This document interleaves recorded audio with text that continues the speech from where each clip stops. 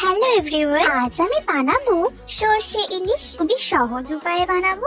আমাদের রান্নায় যেগুলো প্রতিদিন ব্যবহার হয় সেরকম জিনিস দিয়ে বানাবো। চলো তাহলে শুরু করা যাক। প্রথমেই আমাদের কড়াইতে তেল গরম করে নিতে হবে, আর আমরা এখানে দিয়ে নিচ্ছি সর্ষের তেল।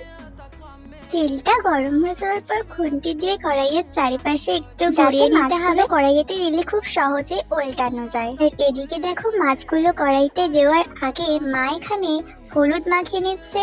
তোমরাও মাখিয়ে নিতে পারো, বা তেলেতেও তোমরা চাইলে হলুদ দিয়ে নিতে পারো, কিন্তু হলুদটা মাছে মাখিয়ে নেওয়াটাই সব থেকে বেস্ট হবে।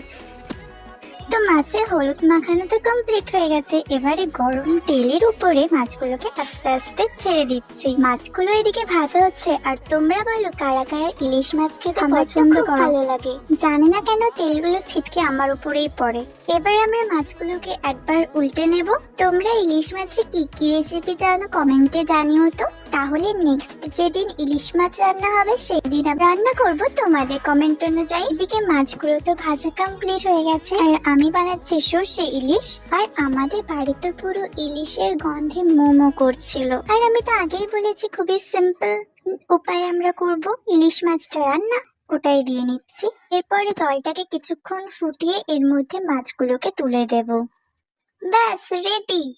এত সহজ উপায়ে তোমরা কি কোনোদিনও করে খেয়েছো? অবশ্যই কমেন্টে জানিও। কমে গেলে একেবারে রেডি একদম ঘরোয়া পদ্ধতিতে সর্ষে ইলিশ রান্না। খেতে কিন্তু খুব সুন্দর স্বাদ ছিল মাছটার। আর দেখো, বাইরেতে কিরকম মেঘও করেছিল, বৃষ্টির ওয়েদারে ইলিশের সঙ্গে ভাত পুরো জমে উঠেছিল। তাহলে আজকের মতো ভিডিওটা এখানেই শেষ করি। আবার দেখা হচ্ছে অন্য একটা নতুন ভিডিওতে।